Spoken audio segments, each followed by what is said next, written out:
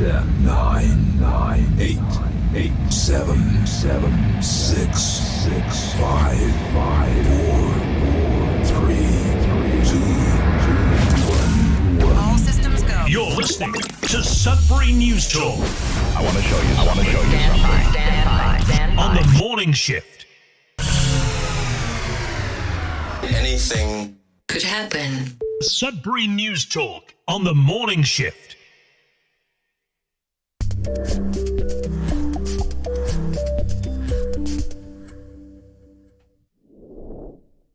And good morning, everyone. Welcome to Sudbury News Talk on the morning shift. I'm AJ Walsh. Thanks for being with us. Glad to be with you. It's a great Wednesday, September the 21st today. It's hump day if you work 9 to 5, let's say, or at least Monday to Friday job. You're halfway through the week. You're halfway there. We got lots of exciting things to talk about today. Thanks for joining us on CKLU 96.7 FM and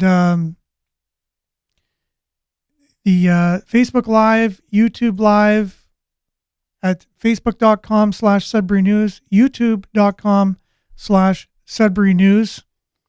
The page in the community is growing exponentially each and every day. We're grateful for your support. Without you, this wouldn't be able to continue to be growing as it is. We basically have a community conversation about the community. So it's a community that's growing about the community, having a conversation around the things that are important to people here in Greater Sudbury.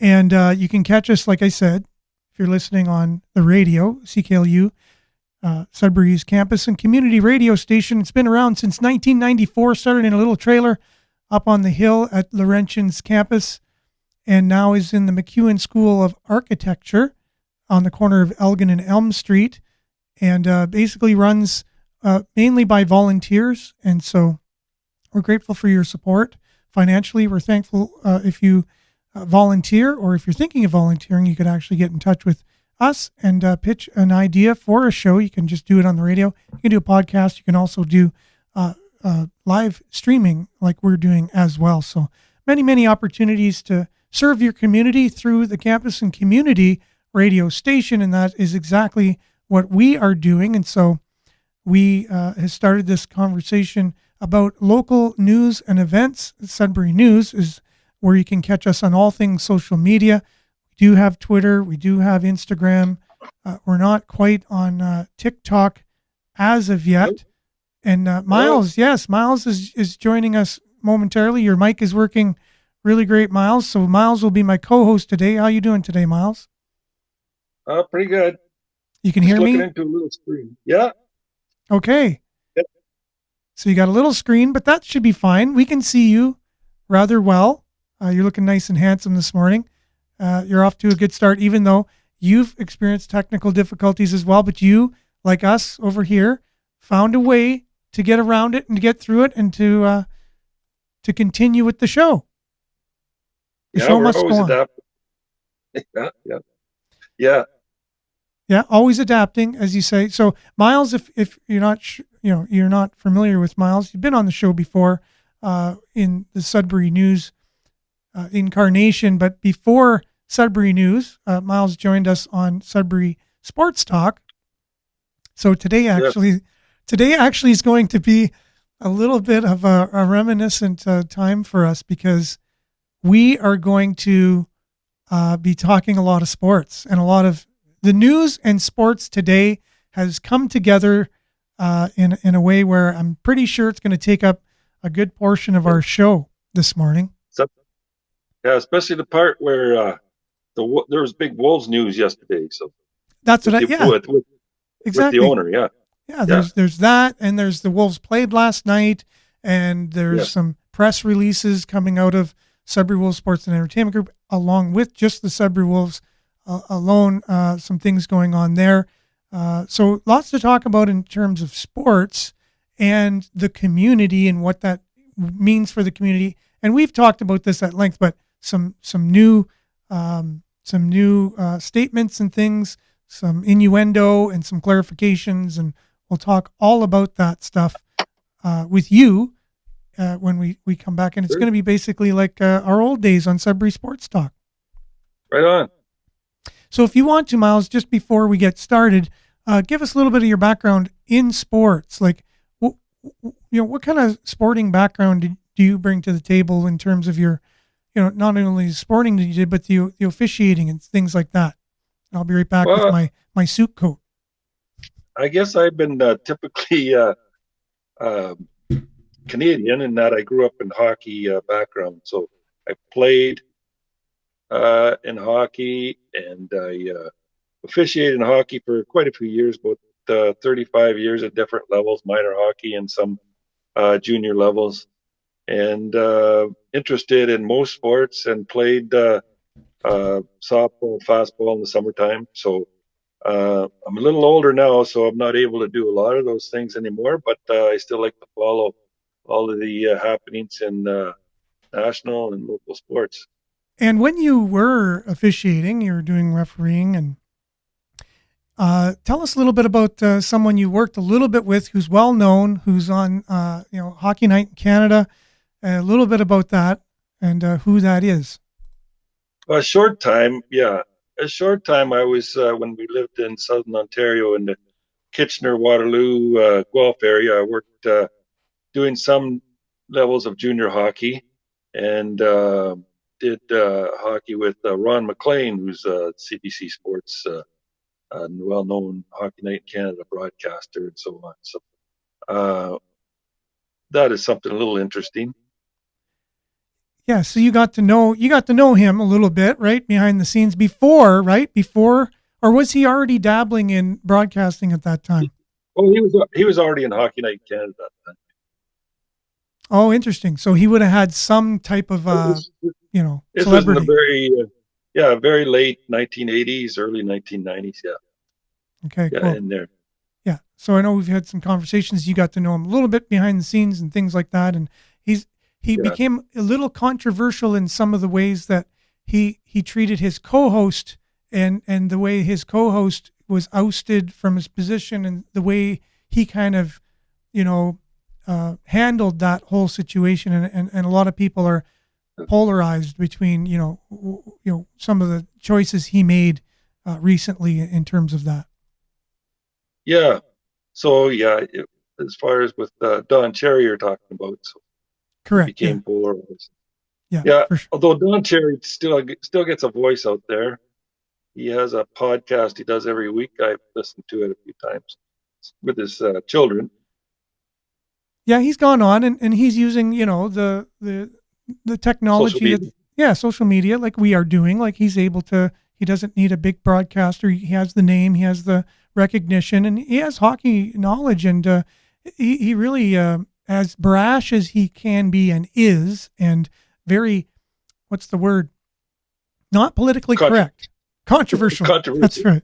Controversial, not politically correct. Says things that just kind of fly out without a filter. And some people Yeah. appreciate that, and some people are offended by that. But I think Yeah, back, I'm just interested in his hockey knowledge and what the goings on of the sport today, and what's going on as well. yeah, You may not agree with all his views, but I don't, in a way, agree with many of his views. But he's no. got a lot of hockey knowledge. And that's the thing. And he predicted a lot of things along the way. You'd see him talking. He gets all hot and bothered about certain things in hockey, and then all of a sudden you saw that whatever he was noticing actually come to pass. I noticed he had a really good kind of gut feeling about the sport itself, like him or love him or hate him or whatever, with his political point of view or his, his personal beliefs or whatever. But in terms of hockey, he seemed to have a kind of a good grasp on it. So, Yeah. I happened to meet him quite a few years ago too, when I was.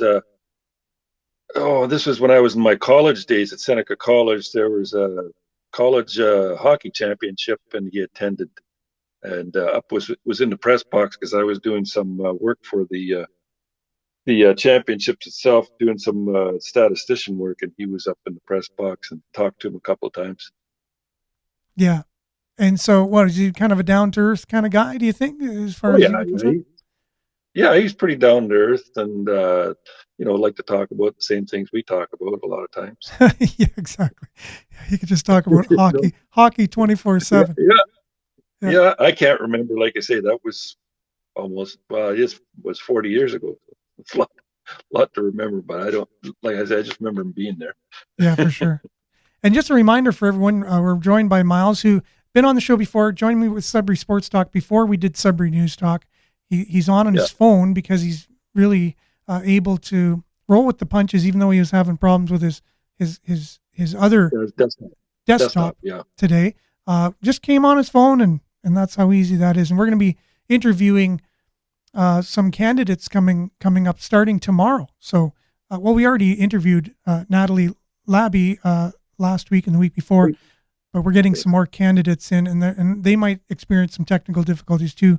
So this will be really interesting for our viewers and listeners going forward, and hopefully the technical issues won't stand in the way of us interviewing all of them. And with that, make sure to comment, like, share, subscribe, all those things on our social channels. And good morning to you, David. Thanks for being with us. At some point, I remember David. I don't know if he remembers me, but I used to work for the Sudbury Star at one point, and I do remember David through my job, and I'm not sure if he remembers me at all. But anyways, nice to see you Sure here he does. today. Well, I don't know. I didn't have a beard back then. I looked a little bit different, Oh. and and I wasn't doing like a podcast. He's on. Yeah, definitely. Yes, for sure. Yeah. So I was really grateful to see him there. And it's a really great way to kind of reach out and keep in touch with people, even if it's over, technology like this and it's not in person, but it's kind of neat. So anyways, let's get started with a little bit of weather. We'll be right back after that. And we'll have a little sports segment today, and that'll just right away lead right into the news that we'll be talking about today, because there's a lot of related material. So we'll be back right after this.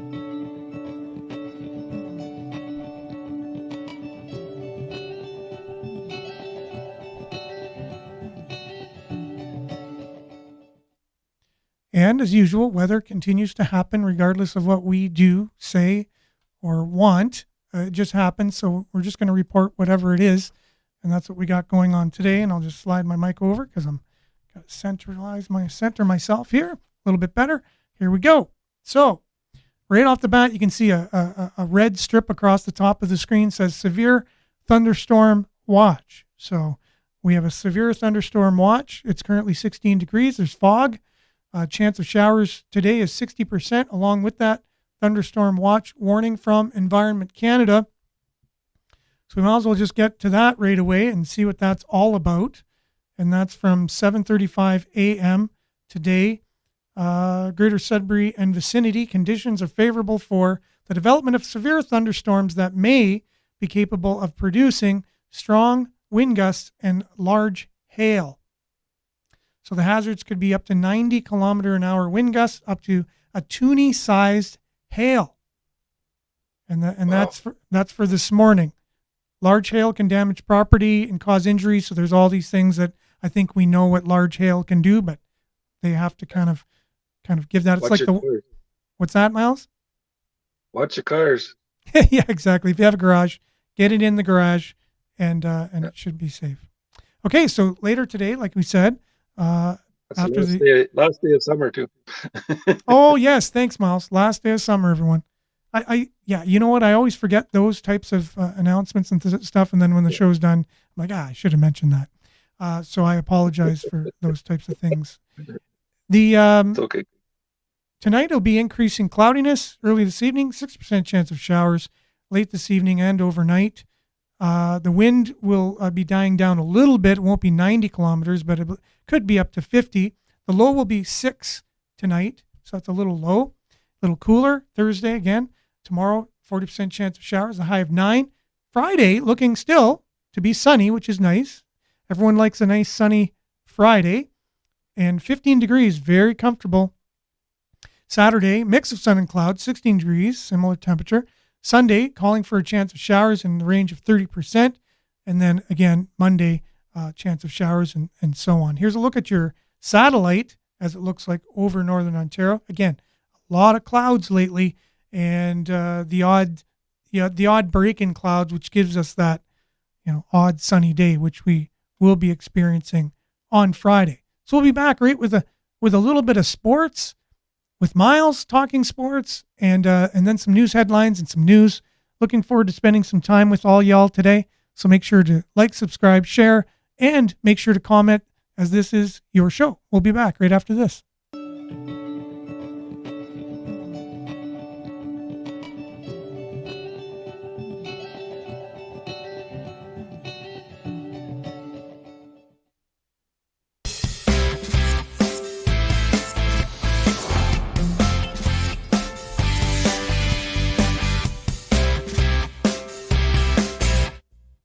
Well, feels like old times here, Miles, talking sports. And so lots going on in the world of sports in Sudbury. And so before we get to the very controversial statement that was made by Dario Zulich, and then his response to the media's response of how they responded to his controversial statement, the Sudbury Wolves put out a couple press releases.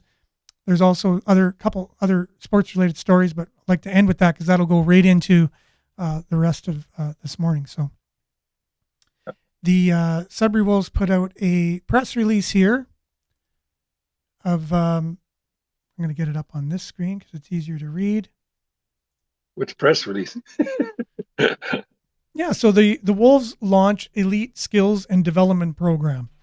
Sudbury Wolves, they're excited to announce the launch of a 22-session Elite Skills and Development Program for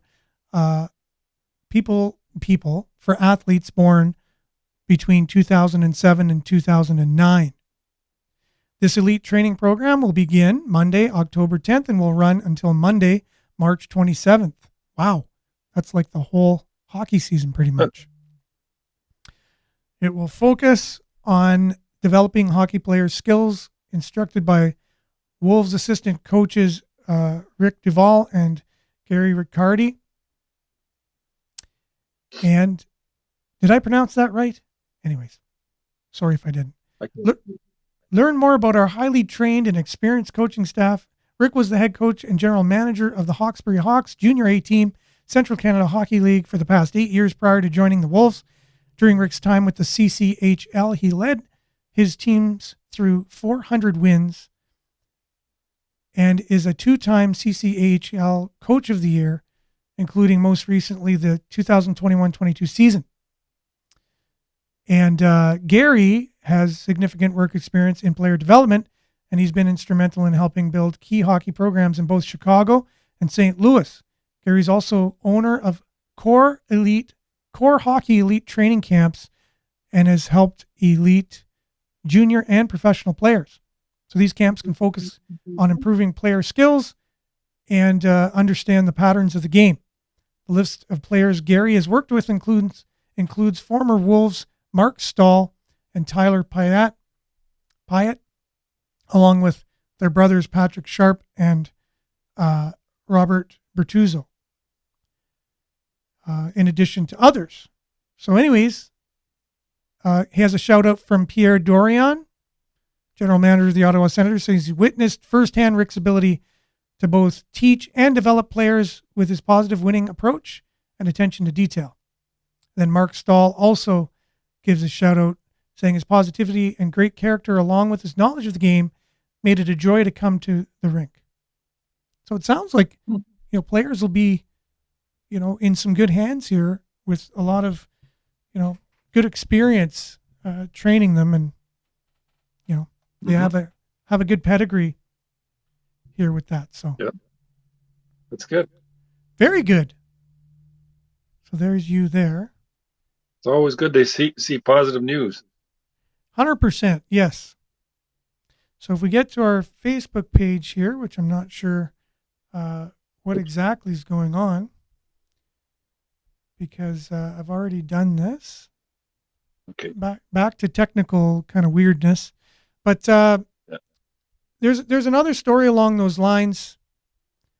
Did you know that we have a goalie coach that lives in Sudbury for the Washington Capitals? I did not know that. Yeah, we do. So here, I got it right here, Sudbury.com. What's his name?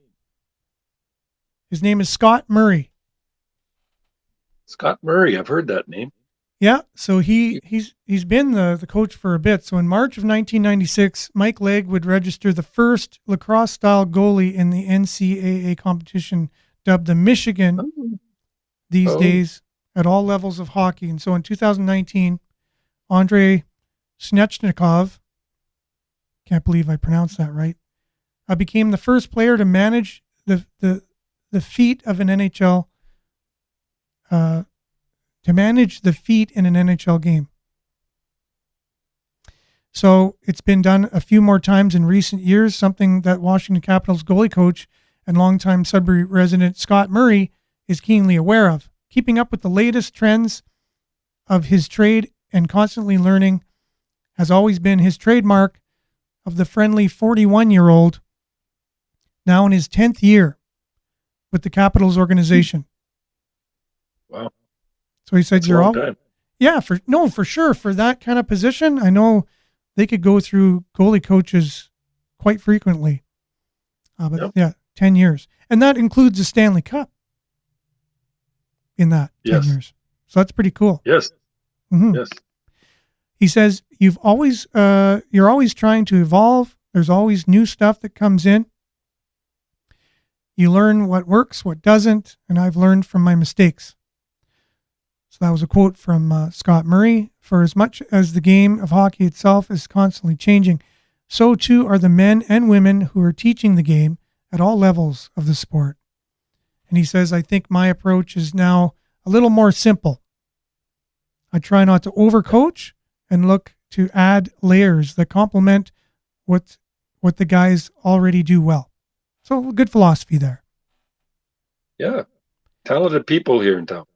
Very, and I was just as surprised as you when I learned that. And I do remember vaguely hearing that at some point, and then you're like, yeah, did I already know that? But anyways, yeah, so a great reminder of some really great talent that we have living in the city. Well, we have some past pretty good talent played in the NHL as well in town. Well, so 100%. especially in the goalie realm when you're talking about the Jackamans. So. Okay, who's that? Well, there's Eddie Jackman played 16 years or 13 years with the New York Rangers and Detroit Red Wings. I think another team as well. He's from town. There's a lot. He tells an interesting story how he got into the NHL, but it was supposed to be his brother, not him. You know what? That's not all that uncommon, and not all that uncommon a while ago. Back then, yeah. And that's how Bobby Orr got discovered. Yeah, somebody was going to look for somebody else, and they seen this 14-year-old. Yeah, exactly, because he wasn't even on the radar yet because he was too young. Yeah, well, at 12, I think he was 12 when he was first discovered. Yeah, very, very young. And the scout who's coming to see someone else just noticed him and went, "Wow, there's something really special about this player." Yeah, he was dominating band of hockey at 12. Exactly. So that's kind of not uncommon, and especially before when it wasn't as organized as it is now, and social media and everybody knows everything, and then people are looking out for these 12-year-olds nowadays too, right? Not like they did before. Some of them are already handpicked at the young ages they are already. So yeah, a guy was going to scout band of hockey, and he seen this 12-year-old skating all over the ice. So that's what happened. Yeah, so Natalie's even saying, even from Capril. So not only if you like, we all like to kind of say they're Sudbury, right? Because they're all, but you got ones specifically if you start naming the outlining areas, and Levac. Levac, is that Taylor is from Levac? Yeah, Taylor or somebody else I can't remember too. But, and then you have Coniston. I know there's few people that are specifically, from the outlining areas, and back in the day, a little bit more proud to say, no, I'm from Capril, or I'm from Coniston, or I'm from Levac, or whatever. Or I'm from Fairbanks or whatever. Yeah. So it's interesting if you look in the different arenas around town, they'll have the pictures of those stars that became stars later, but that are Well, from their town. yeah, like Coniston's named after the arena. Supposed to be the Tobe Lake Arena, right? So Yeah, exactly. Oh yeah, we have legends who've come from Sudbury that are like just legends. yeah, yeah. Isn't Al Arbor, was that the name? Hey, Arbor, he's from I Yeah. forget what area, but yeah, he's from Sudbury. Yeah, Yeah, coach of the Islanders dynasty back in the 80s. player with a few teams, the Leafs, Yep. Blues. Yeah, Yep. Tons of really great pedigree comes from this city anyways. yeah, Tons. yeah. There's no end to it. So did I already do that? Yeah, I already did that. I got to do this now. Got to zoomer up one. And now we're back on track, hopefully. Let's see how this works. Mm-hmm. So here we are. I'm using my desktop here too. Oh yeah, so you can kind of see. Yeah. So right into our news today. Sports related, Yeah. right? So the Sudbury Wolves played last night. They played Barrie. Did you know that? They're in preseason action right now. Yeah, I don't know how they did. I didn't follow last night, but I knew they were playing Barrie tonight and the Sioux on Friday, I believe. Yeah, so they played Barrie last night. They lost 6-4. But it's just exhibition, right? It's just preseason, yeah. Preseason. Yeah. So Yeah, so that's not too bad. no. Again, and they're doing not bad. They're kind of like playing 500 preseason hockey right now. It's fine. They're playing the Sioux Friday, 7:05, and basically again the Sudbury Wolves press release about the games. Wolves fans will be able to see the 3rd overall pick Nathan Villeneuve and They 28. tried out the new Jumbotron there. Yeah, the new Jumbotron, that's huge. Like obviously people are going to want to go and see that in action kind of thing, maybe more exciting. They'll probably transfer that when they get the new arena sometime. Yeah, that's we'll be talking about that today for sure. So Nathan Villeneuve and 28th overall selection Kieran Walton in action for the first time with the Wolves jersey. The team said in a news release, NHL draft eligible players are set to put their hockey skills on display, which includes 2021 Jack Ferguson Award recipient for the first overall selection, Quentin Musty, and 2021 14th all-over selection, Alex Ferrand. So there's a few, top-tier players playing for the Wolves this year, and it should be pretty exciting. Season members, it's not season ticket holders anymore, Miles. It's season members. So just remember that. Good. Nice. You feel like part of the team. You're a member of the Wolves organization if you have season tickets. So season members who have yet to pick up their membership packages can do so at the Sudbury Arena box office between Monday to Friday, 9 a.m. to 4:30. Preseason tickets are on sale for both games at a cost of $10. So a little cheaper to go see a preseason game than it is to go see a regular season game. Nice. What do you think about the regular season prices for the Wolves? $15 usually. Usually that's pretty good actually. That's I don't know if you're amazing. gonna see any entertainment like that compared to that for No. that price. That's amazing. $15. Yes. This day and age, yeah. Yeah. It's pretty good. If they included parking in that, they'd be able to charge 30. It'd be fine. But there's no place to park. That's the problem. Yeah, you have to park on the side streets someplace and walk under the bridge. Yeah. Or walk under the tracks. Yeah, exactly. And so interesting, speaking of sports and speaking of, the Wolves and all this stuff. I got the press release from the Wolves, Sudbury Wolves Sports and Entertainment yesterday. And immediately I've learned my lesson. Well, not a lesson, but I learned from the previous time, Dario, when he gave his comments about when the city council turned down the Kingsway Entertainment District. He put out a statement, and I was the first to put it out of all the news organizations. And I had 30,000 views of that post. I had over 1,000 comments and 1,000 reactions. It was our best performing post of all time. I had, I don't know how many likes and follows for the page just from that one thing. And this was have you ever seen Groundhog Day with Bill Murray? Yeah. This was a little bit like that, because yesterday, A lot of deja vu's going on. yeah.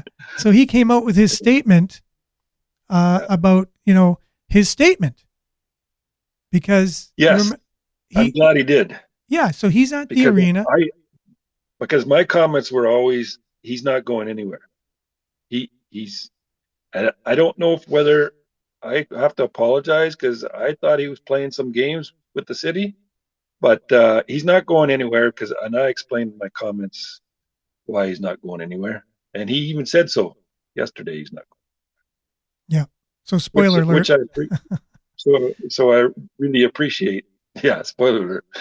Really appreciate him coming out with those comments. May apologize for some of the worded comments, but they weren't really personal to him or anything. It was just saying, I was just saying the reasons why he wasn't going anywhere, why he makes a lot of money with the Wolves. And people may doubt me. He says, well, they don't get that many people at the arena. It's not the attendance he makes a lot of money with. No. So he does have a good deal with the city, and he didn't say so why, but he said he's not moving the Wolves anywhere. But it was an interesting comment, right? So the Sudbury.com, in their Good Morning Sudbury feature, stories to start your day, which I really do like. Zulich's, this is the headline, Zulich's brand new arena comment raises questions. Yeah. With Sudbury Wolves, go ahead. Yeah, no, I was going to say, Robert Kerwin come out with some scare tactic in his campaign release about it too. You can get to that later if you want. Yeah, I shared that on our page, and just not sure where it kind of fits in our conversation this morning, but I'm kind of going off the seat of my pants here on the order of these things, because that's fine. Sorry. They're just flying in. You know what I mean? You got this, they unveil this Jumbotron. He gives these comments, he said, it sounds like veiled comments. Yeah. Yeah. That's what it sounded like. Wolves owner Darryl Zulich ambiguously stated a brand new arena. Somewhere. Somewhere. No matter what, we're going to get one. So maybe he meant somewhere within Sudbury boundaries, and that's what he did explain later. But he didn't clarify it at the time, and I'm kind of glad he didn't in some ways, because it does kind of shake us up to some reality that, honestly, it is up to him. He owns the team. If he wants to sell the team or bring the team somewhere else, totally up to him. True. And if the city's not playing ball with him, to use a sports analogy, baseball, but why would he stay as a business person? If he didn't really have just with the CHL today too. Yeah. Nobody ever interviewed anybody from like the commissioner or the headquarters of the CHL either, the OHL. There's a lot of communities in Ontario that would love to have a CHL hockey team, an OHL team. So I don't think the OHL would. I wouldn't think the OHL would love Sudbury not having one. They have good interest why Sudbury should have a franchise. Oh yeah. At the same time, though, there could be an argument made if they don't have a facility that's up to par to play in, and so there's no choice. True, but they do have a strong fan base too. Well, not really. Have you been to a Wolves game lately? No, I can't say lately, but once they get successful, they're pretty strong and passionate about their team. So that's the problem. They're not a winning team. Like it was only a couple of years ago they did pack the place too, when they were going in the playoffs. Well, that's the thing. When you have a winning team, it doesn't matter. Even if you're, look it down in the States, in Florida and Arizona and California, when they had a winning team, they can pack it because there's all the pomp about it and stuff, and people who don't even normally follow the sport will come out just because they love the excitement of what's going on, right? But as soon as that's gone, all those types of fans are gone. But if you just see the diehards, I would say maybe there's a quarter of the arena on average. Maybe 2,000 or 3,000, but that's better than most communities in the OHL. Are you for sure on that? Oh yeah, I'm pretty sure. Really? Okay. Yeah, I'm sure there's who would be a successful. The only other successful one that might have more are the two down in Kitchener and London. Sault Ste. Marie packs that arena every single regular season game. And Sault Ste. Marie, yeah, Sault Ste. Marie too. Packed. But they've been successful for the last few years too. They've been successful since their inception.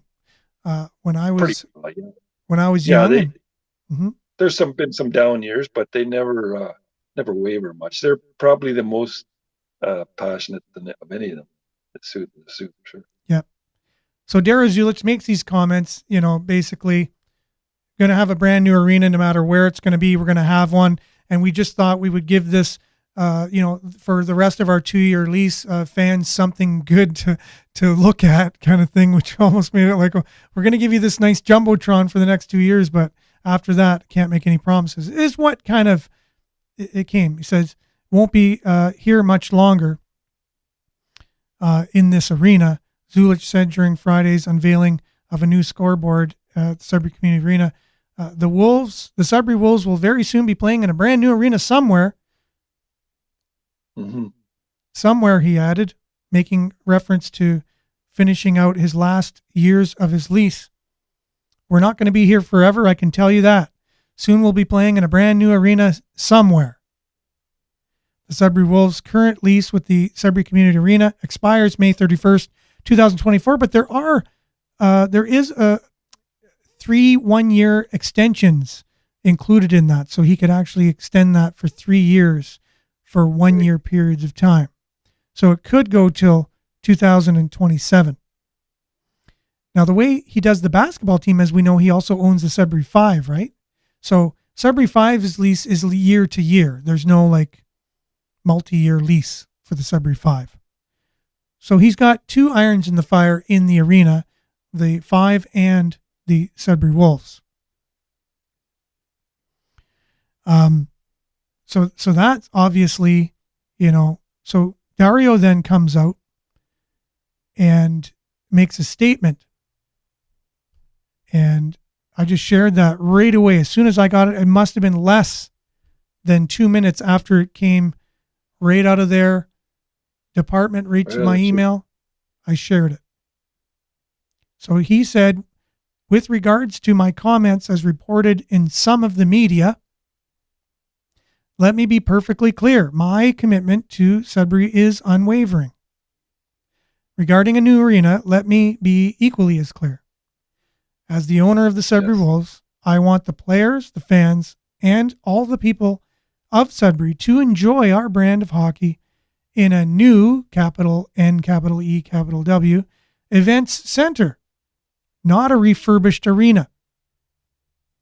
So to him, that's not an option. And I know a lot of people are still, batting that around, that idea. The location of that new facility within Sudbury, be it in the East End, downtown, or even South End, is not my decision to make.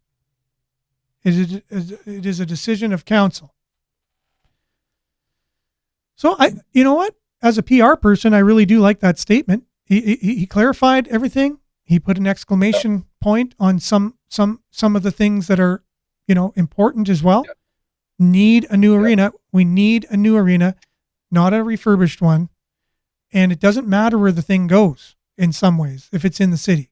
The city's not so big. It's not like Toronto. If you put it in Mississauga, it makes a difference, or you put it in Etobicoke, or you put it wherever. It might make a difference because of traffic flow and blah, blah, blah. And in our city, it might make some difference to some extent. But really, the city's small enough and has enough, what does it take to go from the major bypasses to downtown?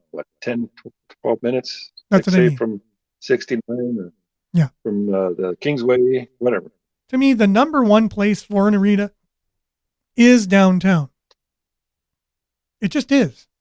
Because all roads lead to Rome, right? Kind of thing. They're all, downtown is the place. That's a way of thinking, yeah. But we don't have the parking currently for that. No. Now, as we see, Jesse has some very, very strong points of view in opposition to Dario, which is okay It's because understandable. it's understandable. Not everybody is drinking the Kool-Aid, kind of thing. Good question is, a good question is, Dario, do you have any money to help build a new arena?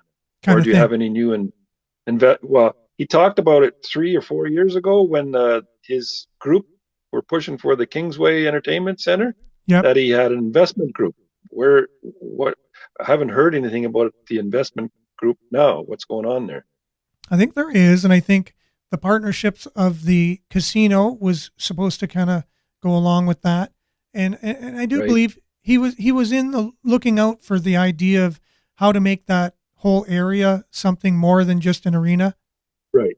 Yeah. an events. Yeah. Yeah. But there was a thought that back at that time, even 4 or 5 years ago, I think it came out, that it was all being paid for. The arena, the entertainment center. I mean, there was a thought out there in the public, because I talked to people and they thought it was all, why wouldn't the city go for it? It's all being paid for. No, it wasn't all being paid for. It's the arena he wants Yeah. built by the city. Yeah. So Yeah. if he wants it so bad, why doesn't he come up with a plan for financing it? True. And we talked, If he wants to ask for monies from the municipalities or governments, put that figure in there too. Pierre Bonhomme was on the show a while back, and his brother is a scout for the OHL, and Tessa Bonhomme's father. Yeah. Anyways, and so, and we've had him on Sudbury Sports Talk a few times, and the whole idea of of this private money kind of thing is a good one, and also not only private, but there's obviously, when you're dealing with something of that stature, there are government funds available if you look at the project in the right way. It doesn't have to be just solely on the taxpayer's dime. And we thought of the idea of a think tank, of just getting people together to brainstorm. Look, let's revisit this again. Let's just start from square one. Let's just get some people, who are really, they're not looking for anything. They don't have any agendas. They love the city, but they have know-how in business. They have know-how in some of these sectors.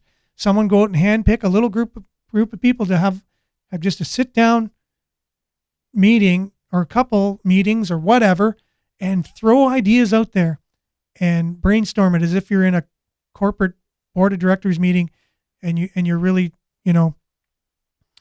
looking at this with total new eyes, and rethink it out. And you have to have all of the parties involved, because the city is a player. It's a stakeholder, regardless. So the city has to be at the table. Dario Zulich, obviously a player, a huge stakeholder, needs to be at the table. Like, why can't we just have brainstorming meetings with these people and just kind of get things out of the way? And, well, we can't do that because of this. Okay, let's just avoid going in that direction. Okay, what are our options as you kind of drill it down to something? And now what are the possibilities going forward? And look at this with a whole new, fresh outlook. Exactly.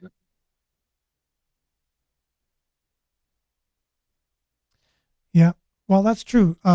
Jesse's saying Dario's going to have to win the court of public opinion first, which I do believe he's done a good job at.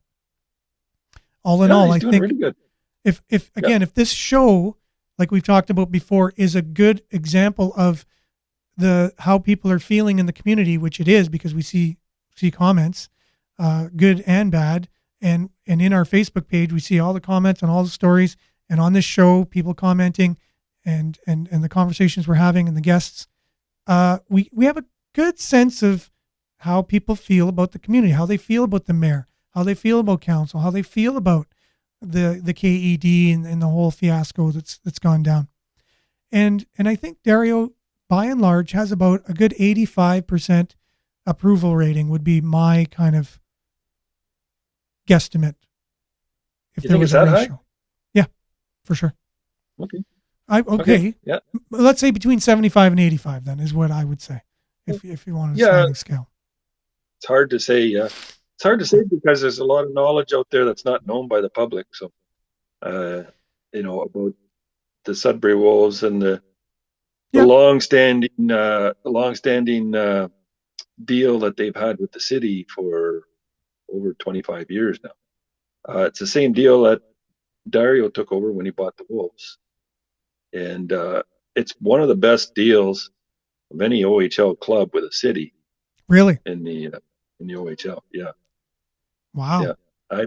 I've heard that from people in the know about when they negotiate deals for certain things with OHL teams and with the Sudbury Wolves.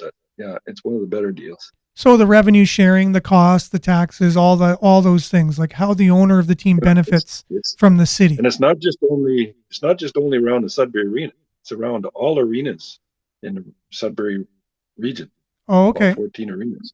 Oh, interesting. So with revenue sharing as far as advertising, bus stops. Cool. All over the place. Yeah. Yeah, I've always wondered about that, how the advertising, there's a link between the Sudbury Wolves and city advertising somehow. And I always wondered what that was. Big. Yeah. It's big. Yeah. Like if you consider an average, board advertising, and I dealt with it in past years being an arena manager for 25 years, that like 15 years ago, it was like $1,200 a year in a small town arena. Okay. So imagine what it is in Sudbury region. Exactly. I'm just saying that was 15 years ago for one little board advertisement. So again, if everything was transparent, we would see the dollars, we would see, what's at stake and all these things. There was a comment by Burgess at one time, this was quite a few years ago, that he had owned the Sudbury Wolves. And I don't know if it's true or not, but I heard this comment that he was making, he said, over 25 years, $25 million. So $1 million a year? That's what it sounded like. Interesting. Whether it was $1 million a year. I'm just saying that, they make good revenue. Okay. They work a lot for it. I'm not saying it's not well earned, because I'm sure he's got people, it has to do all the groundwork, has to do all the recruitment of advertising, so on. I'm sure it's all well earned. It's just a good deal. Yeah, exactly. Yeah, exactly. So Jesse's wondering too, how does all this affect, how much does the deal with the arena hurt the city of Sudbury when it comes to financials? So why is Dario getting special treatment? Well, I don't know necessarily special treatment. I just think Dario is a little bit more public. Like the Burgess family, did you ever see them come out and make statements and talk on the news and things like Dario does at all? I don't remember. He puts himself out there. Yeah, he's pretty brave. He puts himself out there. Yeah. Yeah, I think in a large way that's very positive, and I think he has a very big green check mark for that. So we talked about Kerwin's scare tactics, I guess you can say. So he says, it's beginning to look as if the Kingsway Entertainment District may not be dead after all. Oh, I see. It's also looking as if there was another release by him about saying something about the maybe it's the same one where the Wolves will go someplace if it's not, or something like that. Yeah, he goes. The city does. Yeah, and looking as if renovating the downtown arena may no longer be an option if we want to keep the Sudbury Wolves in Sudbury. Yeah. Let me explain, he says. During our meeting, September, inquiring minds want to know. During our meeting, September 13th, City Council was represented with a motion from staff that would have allowed us to terminate all contracts and end all obligations with the Event Center project, with the expectation of delaying the termination of the progressive design build, the RFP. And the venue operator RFP, July 30th, 2023. It was also recommended that the city hold off on transferring the land back to the developer, Dario Zulich, until that same date. I moved this motion, and Ward 11 Councillor Bill LeDuc seconded it. In my opinion, it made sense to put the two RFPs on pause and on hold and to hold on to the land until we receive a report in the second quarter of 2023 that provides an overview of the options available to council with respect to the future of an event center in Sudbury. At that time, the new council would be able to evaluate the potential of renovating the Sudbury Community Arena or building a new event center in the downtown core or at some other location. So after discussing it with Jerry Montpellier, Ferd Cormier moved to amend to terminate all contracts obligations immediately, including the 2 RFP transfers.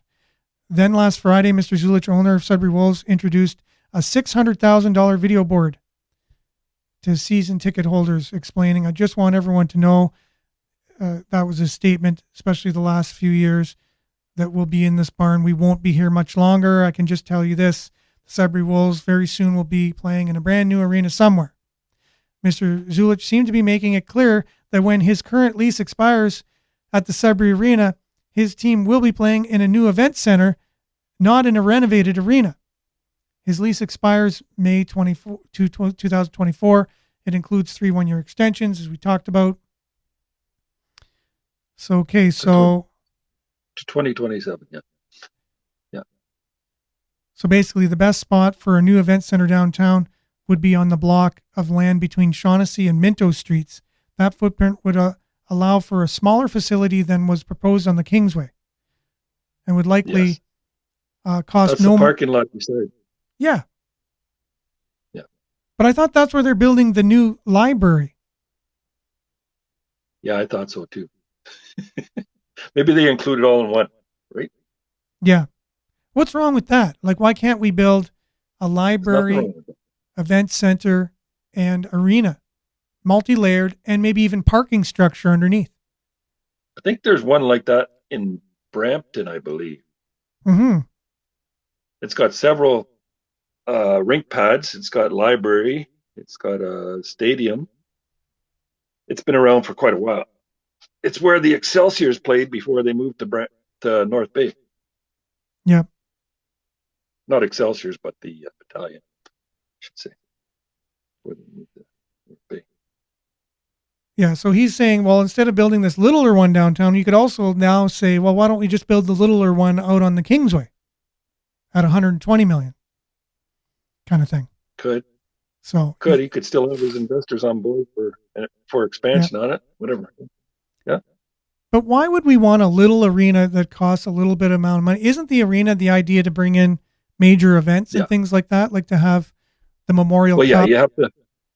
I mean, if you look at the arena board, they're still having like shows and concerts coming in almost once a month, right?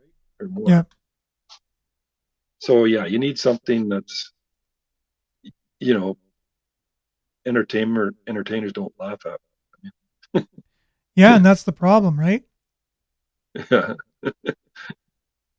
Natalie says, people talk about the lack of parking downtown for events, but most cities don't have parking capacity in their downtowns for everyone. You ever been to Hamilton? Yes, I have. There's no parking there. Down there either. That's what Natalie's referring to here. That's why it's important to optimize public transportation. It's true. Public transportation for sure. Yes. So if you go to other cities, they use buses to get into their downtown. Buses, trains, yeah. But at the same time, we have extremely little parking downtown. Like, the only parking structure we have is at the mall. Like, why? Yes. Why can't we? That's about 3 blocks away, but it's not too bad a walk. It's pretty good. But still. So that's the thing. You should just have a parking complex. Sure, it's not all the parking that's needed, and you still should do public transportation, but you should be doing both. You should have enough parking and public transportation. However, this is a huge conversation. I really don't see any simple solutions to this. New council will have to be dealing with this. And I just think a think tank who's not getting paid $10,000 an hour as a consulting firm on the city's dime, just volunteers, experts that want to lend their time to this and do it out of good faith because they love the community, because they want something to work here, and then give that report to the media and to council. And hopefully someone of the city is on this think tank, and someone from some municipal politics is on the council and on this think tank or whatever, and everyone can just kind of belt it out in a boardroom in a day or two and come to some kind of where we need to be focusing on to move this thing forward. Anyways, that's just my own opinion. So unfortunately, we got to wrap up today. Miles, did you have anything you wanted to add? You got the last word today. I think you're right on the money as far as, we got lots of experts and engineers in town, and I'm sure they could lend a lot of expertise on what, if people ask them, what can be done. Yeah, that's what I think. I think we have a lot of people that have come from Sudbury that might still even live in Sudbury, and they're able, and they love Sudbury. They just love it, and they want to see, just like I do, just like you do. We all love our city, and we want to see something that makes sense, that's going to move the city forward, like other cities are able to do, right?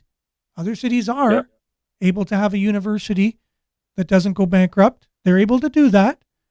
Have hospitals that are able to run without losing money, and they have enough parking, and they're able to have, their former hospitals dealt with properly without just painting them with different colors right in main thoroughfares. They're able to build new arenas. They're able to do these things. So hopefully the new council and the new mayor, if there is such a thing of a new mayor and a new council coming up, will be able to address this. Or even if we end up with much of the same, and look, either way, you got the same goal. So, okay. You got to change, Yeah. Something's got to be done. So thanks, Miles, for joining us this morning. Really, really, really, really, really appreciate it. And thank you all for commenting, sharing, and being with us on this show. Thanks for listening on CKLU. Stay tuned now for Earshot Daily. We'll be back same time, same place tomorrow. And have a great and safe one. We'll be back with an interview for a mayoral candidate tomorrow. Great. All right. Ciao.